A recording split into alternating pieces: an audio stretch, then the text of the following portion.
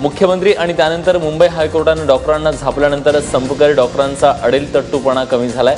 5 दिवसांच्या संपानंतर आजपासून डॉक्टर कामावर हजर राहणार आहेत। कामावर हजर व्हा, अन्यथा सरकारला त्यांच्यावर कारवाई करण्यास मोकळीक असेल असा सज्जड इशारा हायकोर्टाने काल दिला होता।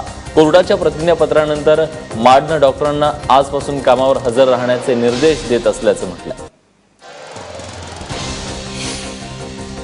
नवी मुंबई महानगरपालिकेचे आयुक्त तुकाराम मुंढे यांची बदली करण्यात आली आहे। त्यांच्या जागी आता एन रामास्वामी हे नवी मुंबई पालिकेचे आयुक्त म्हणून काम करणार आहेत। मुंढेंच्या बदलीसाठी सर्वपक्षीय नगरसेवकांनी महानगरपालिकेच्या सभागृहात अविश्वास ठराव मंजूर केला होता। तसंच नवी मुंबईचे महापौर सुधाकर सोनावणे यांनी मुख्यमंत्र्यांची प्रत्यक्ष भेट घेऊन मुंढे यांच्या बदलीची मागणी केली होती।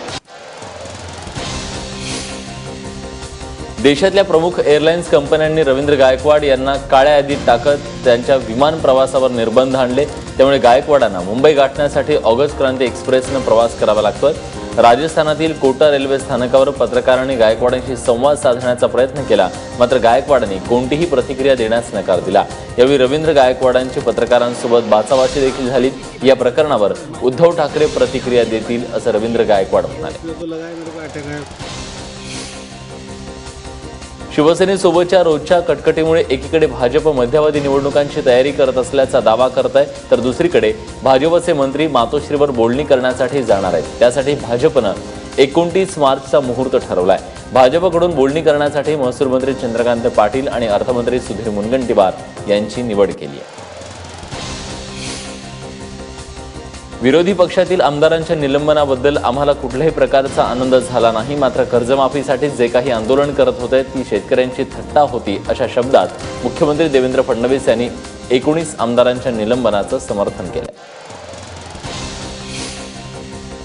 गारपिटीमुळे जमीनदोस्त झालेल्या शेडनेटच्या नुकसान भरपाईसाठी मुख्यमंत्र्यांच्या दारी गेलेल्या शेतकऱ्याला पोलिसांनी मारहाण केली। त्यानंतर विरोधक आक्रमक झालेत।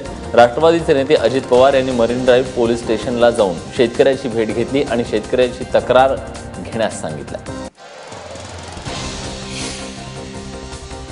आता बातमी तुरुंगात असलेल्या छगन भुजबळांना मिळालेल्या एका विशेष आमंत्रणाची। राज्य सरकारच्या आदिवासी विकास विभागाच्या आदिवासी विकास पुरस्कार सोहळा 27 मार्चला आयोजित करण्यात आलाय। विशेष म्हणजे या पुरस्कार सोहळ्याच्या निमंत्रण पत्रिकेवर छगन भुजबळांचं नाव असल्यानं आश्चर्य व्यक्त करण्यात येत आहे। बातमी आरोग्य विभागाची बौद्धिक दिवाळखोरी चव्हाट्यावर आणणारी आहे। एका पदभरतीच्या परीक्षेची मॉडेल आन्सर शीट म्हणून आरोग्य विभागानं चुकीची उत्तरपत्रिका इंटरनेटवर अपलोड केल्याचा आरोप विद्यार्थ्यांनी केलाय। आरोग्य विभागाच्या ड संवर्गात मोडणाऱ्या फील्ड कामगार पदासाठी ही परीक्षा घेण्यात आली।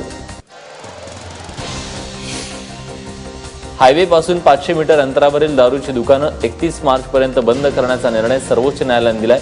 मात्र महाराष्ट्र सरकारनं या निर्णयाची पळवाट शोधल्याचं दिसतंय, कारण राज्य सरकारनं हायवे लगतच्या परमिट रूम आणि बारचे परवाने रिन्यू करण्याचे आदेश संबंधित अधिकाऱ्यांना दिले।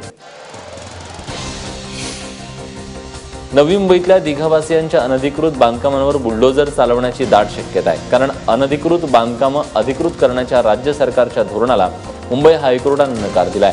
अनधिकृत बांधकामांविषयी राज्य सरकारनं सुचवलेल्या उपाययोजना चुकीच्या असल्याचं हायकोर्टाचं म्हणणं आहे। 31 डिसेंबर 2015 पर्यंतची अनधिकृत बांधकामं नियमित करण्याचा राज्य सरकारनं निर्णय घेतलाय। पुण्यातल्या तळेगावचे माहिती अधिकार कार्यकर्ते सतीश शेट्टी हत्या प्रकरणात 3 पोलीस अधिकाऱ्यांवर कारवाईचे आदेश राज्य मानवी हक्क आयोगानं दिलेत। हत्या प्रकरणाचा तपास भरकटवल्याचा ठपका या पोलीस अधिकाऱ्यांवर ठेवण्यात आलाय। रायगडच्या कर्जतमध्ये मातीच्या ढिगाऱ्याखाली 4 जण अडकले, त्यात एकाचा मृत्यू झालाय। तिघांना ग्रामस्थांनी बाहेर काढलंय।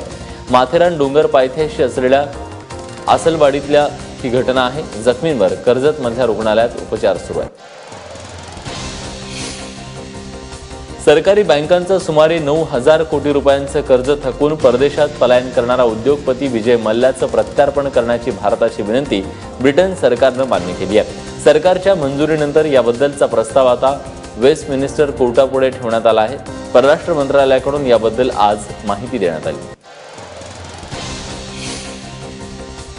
Security exchange board of India म्हणजे सेबीनं मुकेश अंबानींच्या रिलायन्स इंडस्ट्रीला मोठा दणका दिलाय। 10 वर्षांपूर्वीच्या प्रकरणामध्ये सेबीने रिलायन्सला 1,000 कोटींचा भूर्दंड ठोठावलाय। तसंच शेअर बाजारातील वर्षभरासाठी डेरिव्हेटिव्ह व्यवहारांवर बंदी घातली आहे। दरम्यान सेबीच्या निर्णयाच्या विरोधात रिलायन्स इंडस्ट्रीज सिक्युरिटीज ट्रिब्युनलकडे दाद मागणार आहे। भारतातल्या मान्सूनची अल निनोच्या कचाट्यातून सुटका झाल्याची माहिती भारतीय हवामान खात्याने दिली आहे। भारतात अल निनोचं आगमन मान्सूनच्या चौथ्या महिन्यात होणार आहे, त्यामुळे आम्ही अल निनोची अजिबात काळजी करत नसल्याचं हवामान खात्याचे महानिर्देशक के.जे. रमेश यांनी सांगितलंय। केरळमध्ये 1 जूनपर्यंत पावसाला सुरुवात होईल असा अंदाजही त्यांनी वर्तवलाय।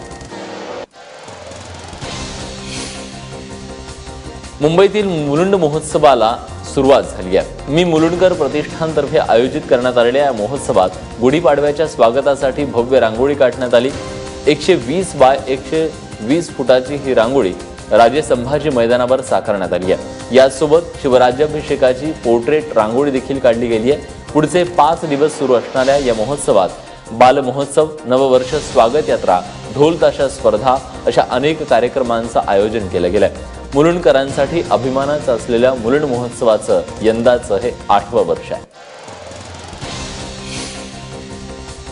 IPL मधील कोलकाता नाईट रायडर्स संघाचे मालक अभिनेता शाहरुख खान, त्याची पत्नी गौरी आणि अभिनेत्री जुही चावला यांना ईडी म्हणजे सक्त वसुली संचालनालयानं कारणे दाखवा नोटीस बजावली आहे।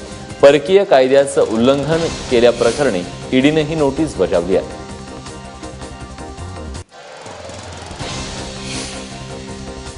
भारत आणि ऑस्ट्रेलिया संघामधल्या चौथ्या आणि अखेरच्या कसोटी सामन्याला आजपासून धर्मशाला इथं सुरुवात होतीये।